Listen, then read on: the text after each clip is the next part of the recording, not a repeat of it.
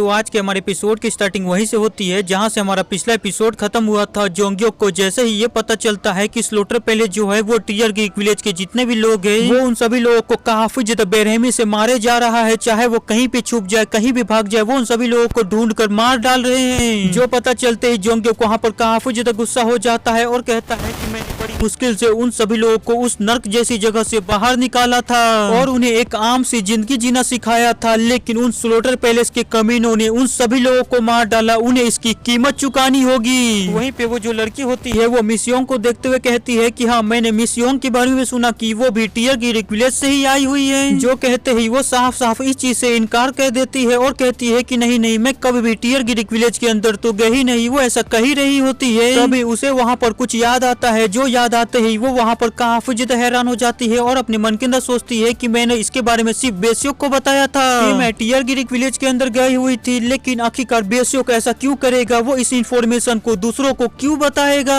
तभी miss young अपने पास से उस चीज को बाहर निकालती है और सभी लोगों को बताती है कि ये मुझे टियर गिग विलेज के अंदर मिला था और इसे मैं अपने साथ ले आई थी। तभी मिस यंग सर पकड़ते हुए कहती है कि एक मिनट रुको, तुमने बताया था कि तुमने स्लोटर पैलेस के अंदर जाकर पूरी तरह से कत्लेआम बचाया है। इसका मतलब यह है कि वो लोग तुम्हें बिल्कुल भी नहीं छोड़ेंगे, क्योंकि जो इंसान भी स्लोटर पैलेस के साथ कुछ भी गड़बड़ करने की कोशिश करता है या उन्हें नुकसान पहुंचाने की कोशिश करता है तो स्लोटर पैलेस कभी भी उन्हें ऐसे ही नहीं जाने देती। वो लोग अपनी आखिरी सांस तक उस इंसान से फाइट करते हैं जब तक वो इंसान मारा न जाए या उनका स्लोटर पैलेस मास्टर न मारा जाए। मिस यंग को वहाँ पर इतना ज्यादा घबराता हुआ देखकर जोंग्योक उसे शांत कराने की कोशिश करता है, लेकिन मिस यंग वहाँ पर शांत नहीं हो रही होती है। जो देखकर जोंग्योक उस लड़की से कहता है, क्या तुम इसे सही सलामत बिल्कुल स्वॉर्ड पिलर पैलेस लेकर जा सकती हो? जो सुनकर वो लड़की कहती है कि हाँ, लेकर जा तो सकती हूँ, लेकिन इसके लिए एक्स्ट्रा फीस लगेगा। वहीं पे ये सुनकर मिस यंग जैसे ही ये कहती है कि नहीं, मैं वापस नहीं जाऊंगी, लेकिन तभी जोंग्योक उसके सर को सहलाते हुए कहता है कि नहीं, तुम्हें जाना ही होगा,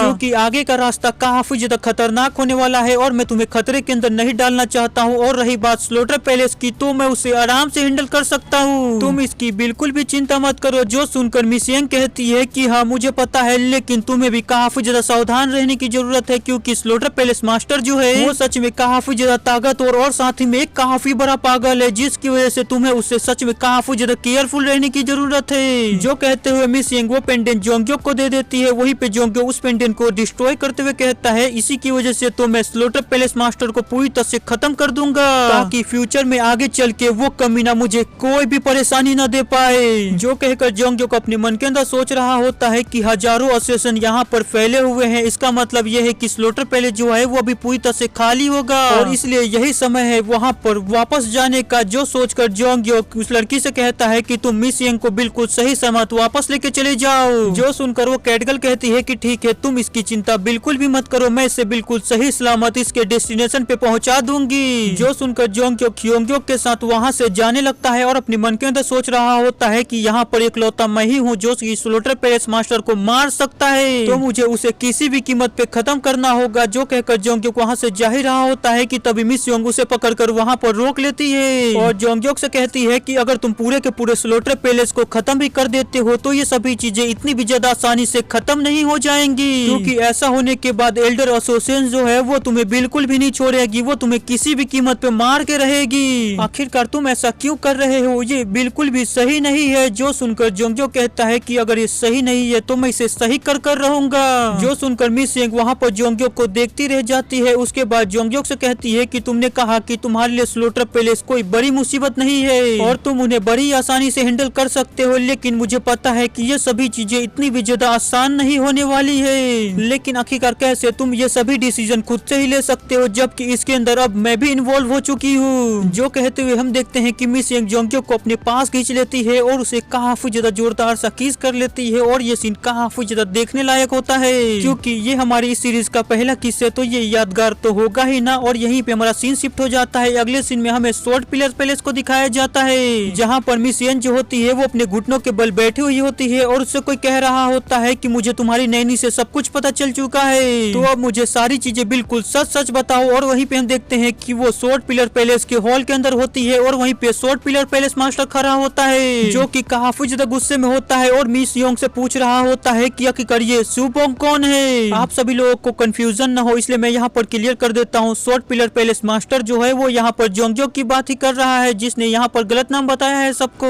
वहीं पे मिस योंग को देखते हैं जो कि जोंगजोक को नाम सुनने के बाद वहाँ पर काफी ज्यादा हैरान हो जाती है और उसी सीन का याद कर रही होती है जहाँ पर उसने जोंगजोक को किस किया होता है। और ये सभी कार्यक्रम खत्म हो जाने के बाद मिस यंग जोंगजोक से कहती है कि मैं उम्मीद करती हूँ कि तुम्हारा सभी काम खत्म हो जाने के बाद तुम स्वॉर्ड पिलर पैलेस में मुझसे मिलने आओगे और जब तुम एक बार वापस आ जाओगे तो मैं तुमसे शादी कर लूंगी। और यहीं पे हमारा सीन फिर से प्रेजेंट में आ जाता है। जिन सभी चीजों को याद कर मिस यंग वहाँ पर काफी ज्यादा घबराते हुए सोच रही होती है कि आखिरकार मैं फादर को यहाँ पर अभी क्या जवाब दूं। मैं उसके बारे में यहाँ पर कुछ भी नहीं जानती हूँ, बस मुझे इतना ही पता है कि वो सन पीक के ऊपर रहता है और वो ब्लैक सन है। इसके अलावा मुझे उसके बारे में कुछ भी नहीं पता है। तभी उसका भाई पीछे से उसे कहता है कि योंग आखिरकार तुम ऐसा कैसे कर सकती हो, तुम्हारी शादी यंग लीडर के साथ होने वाली है और तुम ऐसे किसी रेंडम इंसान को कैसे प्रपोज कर सकती हो। जो सुनकर योंग काफी ज्यादा चिल्लाते हुए कहती है कि वो कोई भी नहीं है बल्कि मैं उस इंसान से शादी करने वाली हूँ और मैंने इस चीज का डिसीजन पहले ही बना लिया है। मैं चाहे किसी भी कीमत पे उसी से शादी करूंगी और रही बात यंग लीडर की तो मैं उससे कभी भी शादी नहीं करूंगी। जो सुनकर हम देखते हैं कि उसका भाई चिल्लाते हुए कहता है कि आखिरकार तुम ऐसा कैसे कर सकती हो, तुम्हारी लाइफ का सबसे इम्पोर्टेंट डिसीजन तुम अकेले कैसे ले सकती हो, मैं इस चीज का परमिशन तुम्हें बिल्कुल भी नहीं दूंगा। जो सुनकर बाकी सभी लोग भी यही कहने लगते हैं कि नहीं मिस, मैं आपको इस चीज की परमिशन बिल्कुल भी नहीं दूंगा। उन सभी लोगों की ऐसी बातों को सुनकर मिस एन वहाँ पर काफी ज्यादा सरप्राइज हो जाती है, जिसके बाद वो काफी ज्यादा दुखी होते हुए कहती है कि तुम सभी लोग मेरे साथ ऐसा कैसे कर सकते हो। जो कहकर वो वहाँ पर काफी ज्यादा बुरी तरह से रोने लगती है और कह रही होती है कि मैं बस उसी के साथ खुश रह सकती हूँ, मुझे उस घटिया से यंग लीडर से बिल्कुल भी शादी नहीं करनी है, मैं उससे बिल्कुल भी शादी नहीं करना चाहती हूँ। उसे वहाँ पर ऐसे रोते हुए देखकर वो सभी लोग भी आगे वहाँ पर कुछ भी नहीं बोल पाते हैं। वहीं पे हम मिस यंग को देखते हैं जो कि अपनी मन के अंदर सोच रही होती है, फादर मुझे माफ करना कि मैं आपके सामने यहाँ पर इस तरह से ऐसे एक्ट कर रही हूँ, लेकिन मुझे ऐसा करना ही होगा क्योंकि मुझे उस घटिया यंग लीडर से बिल्कुल भी शादी नहीं करनी है। और यही सोचते हुए मिस यंग वहाँ पर वेट कर रही होती है और सोच रही होती है कि जल्दी ही उसके फादर उसे उठाएंगे और उसकी बात को मान लेंगे। लेकिन काफी देर तक भी इंतजार करने के बाद उसके फादर वहाँ पर कोई भी एक्ट नहीं करते हैं, तो वो काफी ज्यादा सरप्राइज होते हुए अपने फादर की तरफ देखती है और अपने मन के अंदर सोचती है आखिरकार यहाँ पर हुआ क्या है, मेरे फादर आज इतने ज्यादा अलग क्यों नजर आ रहे हैं। मैं उनके सामने यहाँ पर रो रही हूँ लेकिन इसके बावजूद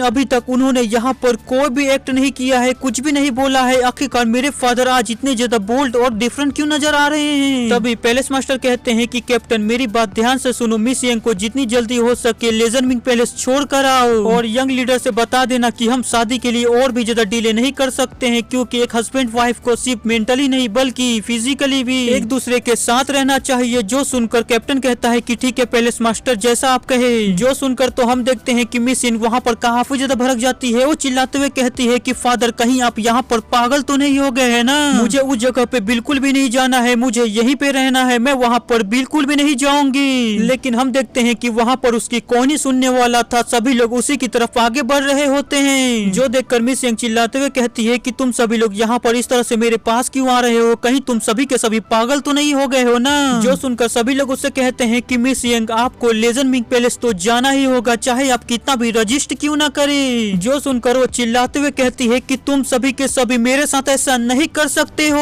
और इसके यही कहने के साथ आज का हमारा जो एपिसोड होता है वो यहीं पे खत्म होता है। और हाँ मैं जानता हूँ कि काफी दिनों से कोई भी वीडियो अपलोड नहीं हुई है, जिसके लिए सच में मैं काफी ज्यादा शर्मिंदा हूँ, लेकिन मैं उम्मीद करूंगा कि आगे से वीडियो आप सभी लोगों के लिए डेली ला सकूँ। तो प्लीज चैनल को सब्सक्राइब कर लीजिएगा। तो वीडियो पसंद आया होगा तो लाइक कर दीजिएगा, नहीं होगा फिर भी लाइक कर दीजिएगा, और चैनल के ऊपर नए हैं तो चैनल को सब्सक्राइब कर लीजिएगा ताकि आपको डेली और भी ज्यादा ऐसे ही इंटरेस्टिंग वीडियो देखने को मिल सके।